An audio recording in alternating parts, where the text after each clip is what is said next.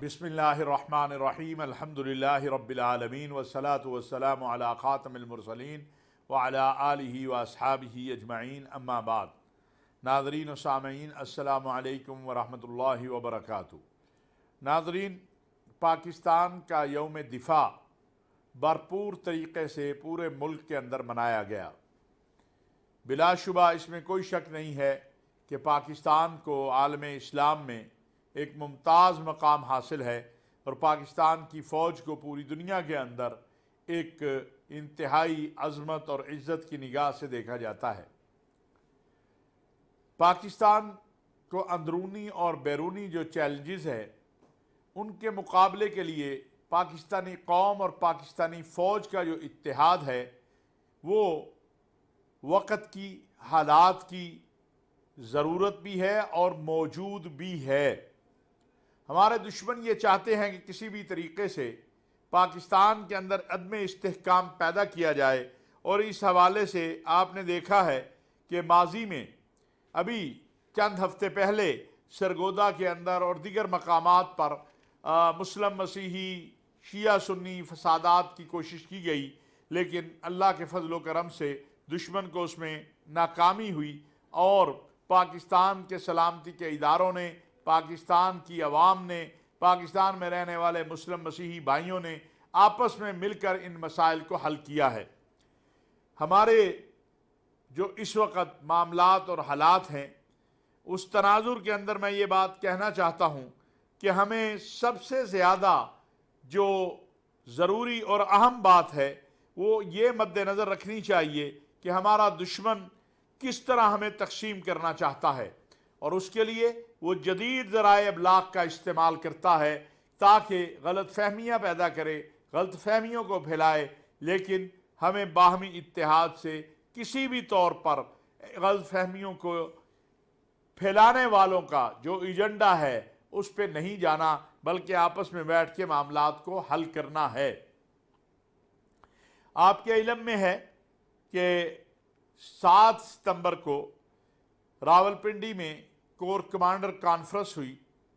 Conference में पाकिस्तान की फ़ौज की क़यादत ने अपने सिपा सालार जनरल हाफिज़ सैयद आसिम मुनीर की क़यादत में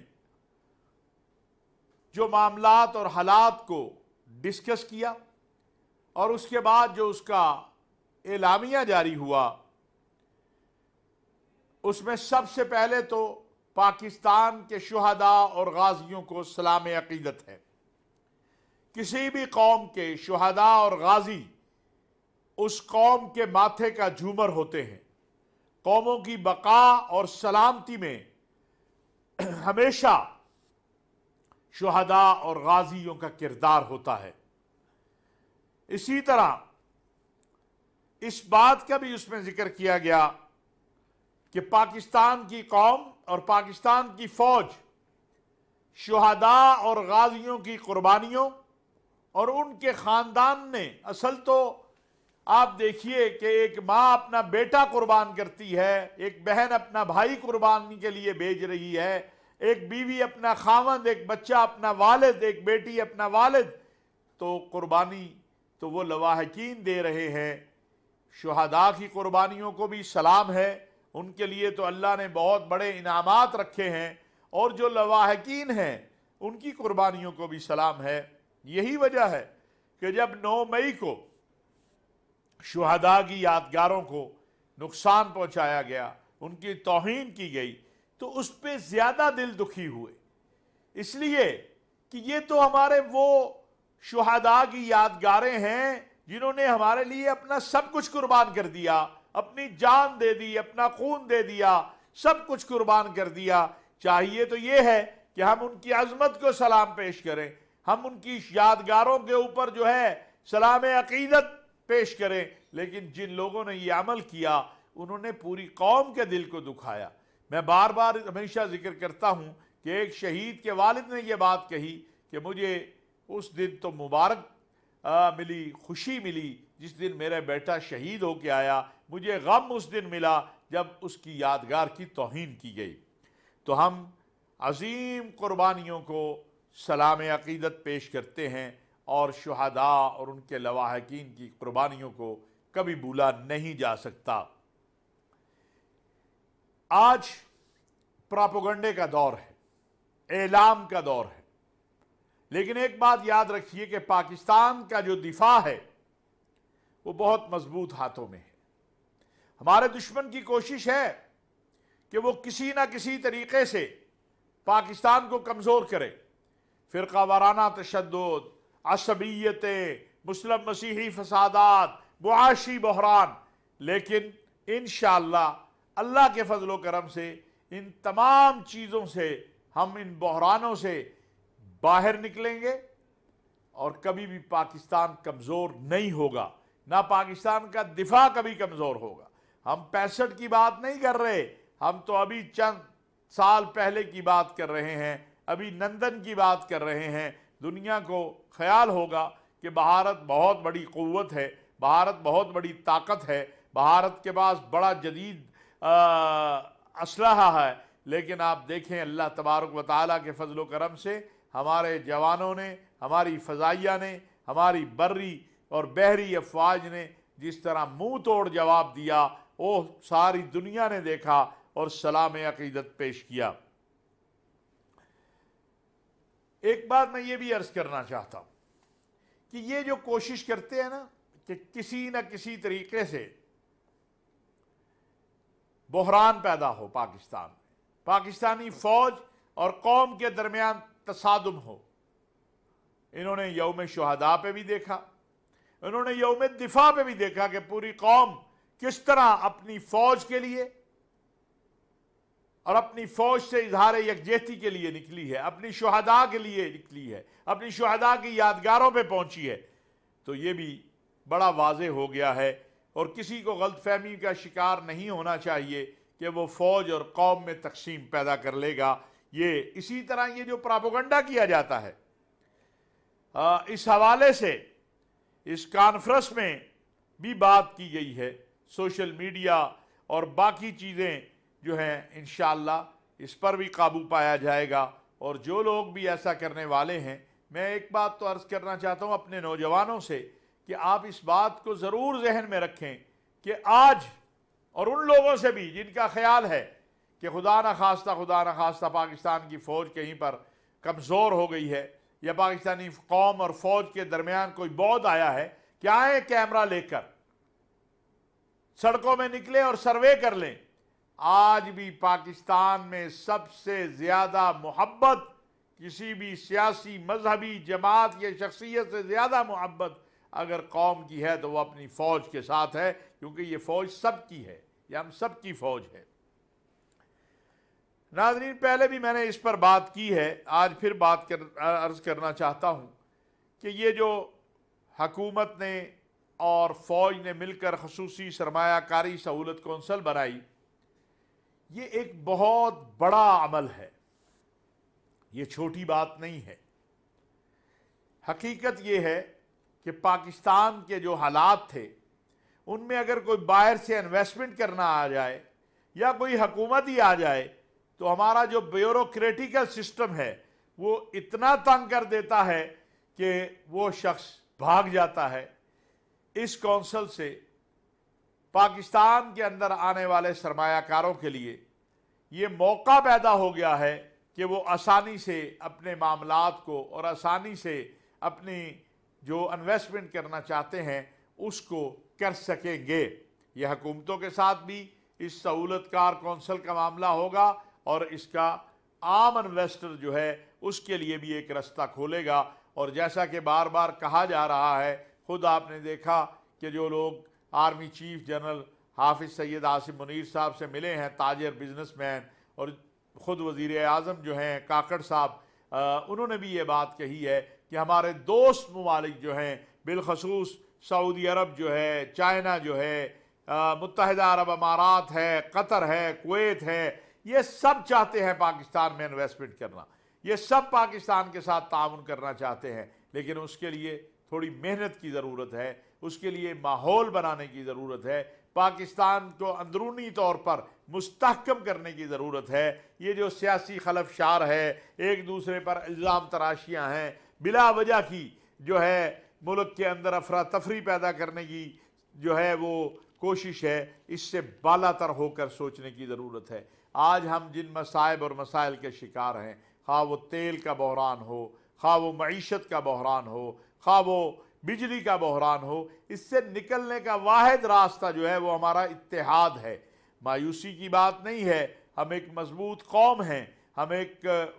مضبوط فوج رکھتے ہیں، اللہ تعالیٰ نے ہمیں خوبصورت موسم دیے ہیں، میں آپ کو بتاؤں اگر صرف پاکستان کے اندر ہم اس پر توجہ دیں کہ جو مذہبی ٹورزم ہے اس کو پرموٹ کریں تو پاکستان کے بہت سارے مسائل جو ہیں وہ حل ہو جائیں، ہمیں بار بار کبھی IMF اور کبھی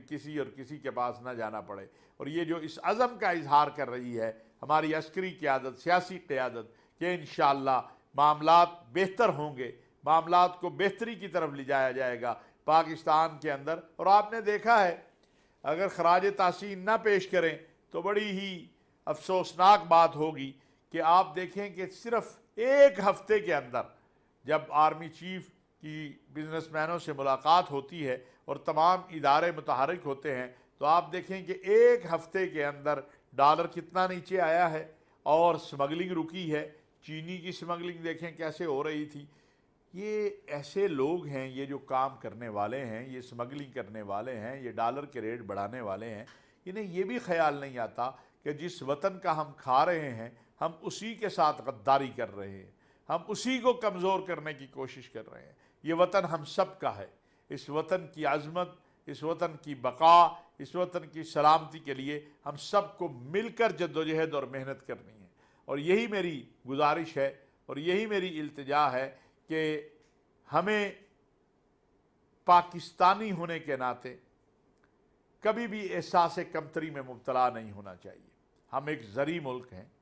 ہم ایک ایٹمی قوت ہیں، ہم کیوں احساس کمتری میں مبتلا ہوں؟ ہم کیوں نہ محنت سے، اپنی قوت سے، اپنی صلاحیتوں سے اپنے وطن کو مضبوط اور مستحکم بنائیں۔ ناظرین، آخر میں گزارش کرنا چاہتا ہوں، آپ کے علم میں ہے کہ G20 جو ہے ممالک کا اجلاس بھارت میں ہو رہا ہے، ہندوستان میں ہو رہا ہے، جس میں روس کے پریزیڈنٹ تو نہیں آ رہے، چائنا کے بھی نہیں، اور بھی بہت سارے ممالک کے جو ہیں رؤساء نہیں آ رہے، لیکن یہ اطلاع ہے کہ سعودی عرب کے ولی عہد امیر محمد بن سلمان وہاں آ رہے ہیں، ترکی ہے، اپنا متحدہ عرب امارات ہے، مصر ہے۔ ہمارا تمام جو ممالک ہیں G20 کے، ان سے ایک گزارش ہے، ہماری ایک مطالبہ ہے کہ آپ دیکھیں کہ ہندوستان میں اقلیتوں کے ساتھ کیا سلوک ہو رہا ہے، اور مقبوضہ کشمیر جو دنیا کی سب سے بڑی جیل ہے، وہاں ہندوستان کس طرح مظالم کر رہا ہے۔ ان حالات میں ہماری آپ سے گزارش ہے، تمام G20 کے ممالک سے بالعموم اور اسلامی ممالک سے بالخصوص، کہ آپ مسلمانوں پر اور اقلیتوں پر جو مظالم ہو رہے ہیں اس کے حوالے سے اپنا کردار ادا کریں اور یہ سلسلہ بند ہو۔ اسی طرح یاد رکھیں کہ مقبوضہ کشمیر کے حوالے سے ہمارا موقف بڑا واضح ہے۔ پاکستان اقوام متحدہ کی قراردادوں کے مطابق مقبوضہ کشمیر کا مسئلہ حل کرنا چاہتا ہے۔ ہمارے آرمی چیف نے بھی چند دن پہلے یہی کہا ہے کہ اقوام متحدہ کی قراردادوں کے مطابق مسئلہ کشمیر کو حل کیا جائے۔ اگر سعودی عرب جو کہ اس وقت اسلامی تعاون تنظیم کا سربراہ بھی ہے، اور امیر محمد بن سلمان جو کہ حقیقتاً امن کے قائد ہیں، اس وقت قائد السلام ہیں، یوکرائن روس جنگ میں ان کا کردار دیکھ لیجئے، ایران کے ساتھ تعلقات عرب دنیا کی بحالی دیکھ لیجئے، عربوں کے آپس کے تعلقات میں جو بہتری آئی ہے وہ دیکھ لیجئے۔ ان حالات میں ہمیں بڑی امید اور توقع ہے کہ امیر محمد بن سلمان جب ہندوستان جائیں گے تو وہ مقبوضہ کشمیر کے حوالے سے بھی اور اقلیتوں کے مسائل کے حوالے سے بھی ہندوستان کی قیادت سے بات کریں گے، تاکہ یہ جو سلسلہ ہے اس خطے میں اگر امن کا سلسلہ شروع ہوتا ہے، جو کہ مقبوضہ کشمیر کے راستے سے مذاکراتی سلسلہ شروع ہوتا ہے، تو اس خطے میں امن آئے گا، 1.5-2 ارب انسان اس خطے میں رہتے ہیں، اور حقیقت بات یہی ہے کہ مقبوضہ کشمیر اور فلسطین کا جو معاملہ ہے یہ پوری امت مسلمہ کا معاملہ ہے، اور عالمی امن کے لیے اس کا بہت اہم، عالمی امن میں ان مسائل کا حل ہونا بہت ضروری ہے عالمی امن کے لیے۔ ہم امید کرتے ہیں، ہم توقع رکھتے ہیں کہ اس حوالے سے G20 ممالک کی قیادت جو ہندوستان آ رہی ہے وہ نہ صرف یہ کہ اپنا بھرپور کردار ادا کرے گی، بلکہ ہندوستان کو اور ہندوستان کی قیادت کو یہ مجبور کریں گے کہ وہ اقلیتوں پر ظلم و ستم کا سلسلہ ختم کریں، وہ مقبوضہ کشمیر کے حوالے سے جو اقوام متحدہ کی قراردادیں ہیں ان پر عمل درآمد کریں، جو اسلامی تعاون تنظیم کی قراردادیں ہیں، جو اس کے اوپر سعودی عرب کا اور اسلامی تعاون تنظیم کا اور عالم اسلام کا موقف ہے، اس کے اوپر جو ہے ہندوستان آئے، تاکہ یہ مسائل اگر حل ہوتے ہیں تو اس سے دنیا میں امن آئے گا، اس خطے میں امن آئے گا، ترقی ہوگی، استحکام ملے گا۔ اللہ تبارک و تعالی ہم سب پہ اپنا رحم و کرم اور فضل فرمائے، اور جو کہا سنا اس پر عمل کی توفیق عطا فرمائے۔ وما علینا الا البلاغ المبین۔